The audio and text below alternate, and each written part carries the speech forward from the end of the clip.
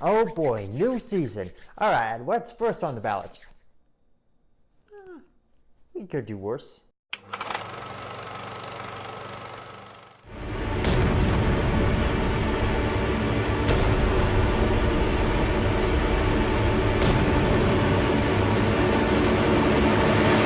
For what it's worth, I'm sorry for everything.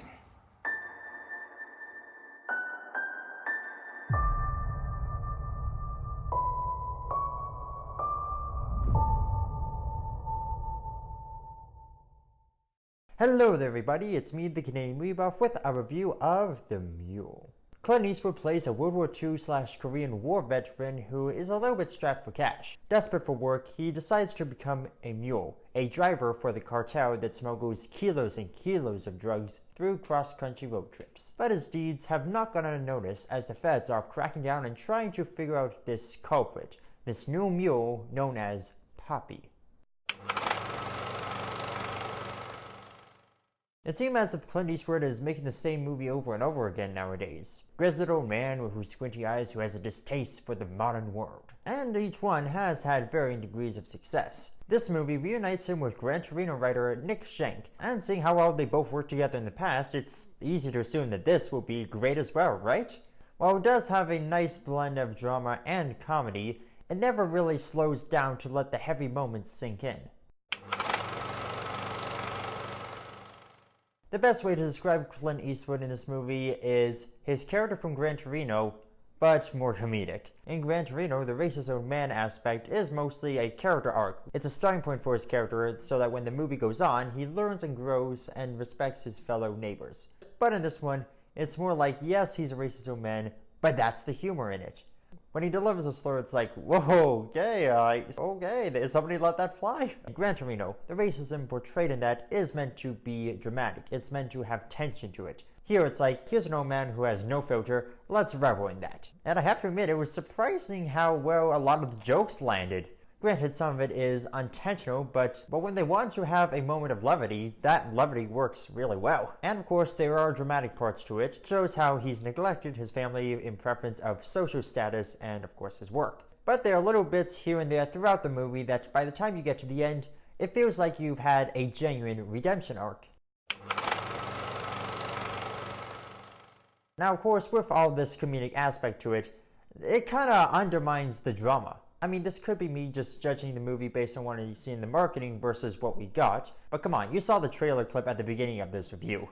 You'd think that this would be a very heavy and emotional weight, and he knows that he doesn't want to do his job, but he feels that like he has to in order to secure his family's future. But it's weird, throughout the movie it's shown that he enjoys this lifestyle, that he enjoys this line of work, and that he revels in getting this money, and that he enjoys the standing he has with the local branch of the cartel. But when the last 20 minutes of the movie kick in and you get the genuine redemption arc, those moments don't really hit as hard as they may have liked.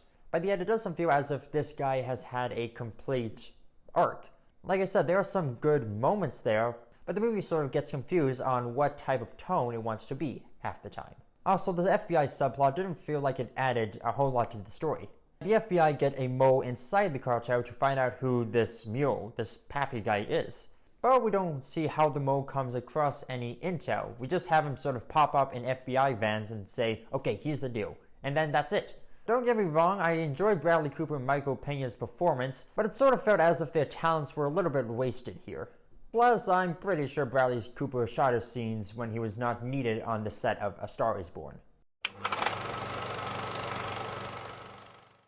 Eastwood is now at an age where he could kick the bucket any moment. As dark as that sounds, the guy is 80-something years old. He's definitely at the tail end of his life. What I'm getting at is, The Mule could very well be his final movie. A career that has spanned decades and has created some of the most iconic movies in cinema history. And looking at The Mule as his swan song, his final note to go out on, it feels kind of weak. Don't get me wrong, it's not his worst film. I much prefer this be his last movie than, say, 1517 to Paris. The Mule is a movie where the marketing says this is going to be an award season contender, but the movie itself is like, nah, we just want to be a decent Clint Eastwood movie. Although, in all fairness, when you consider this year's lineup of Best Picture nominees, it's not too far-fetched to imagine this movie being on the ballot. It's definitely a movie that will probably get compared to Gran Torino a lot, such as what I'm doing, and obviously Gran Torino is better.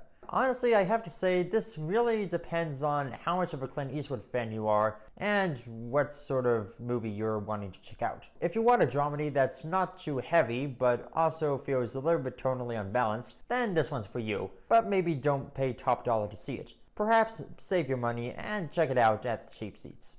Alright, that's my review of The Mule. Have you seen it? What did you think about it? Leave your answer by commenting down below, leave a like if you enjoyed the video, subscribe, and hit the bell icon if you're new here. And as always, this is the Canadian Movie Buff saying I hope you had a fantastic weekend at the movies. See ya!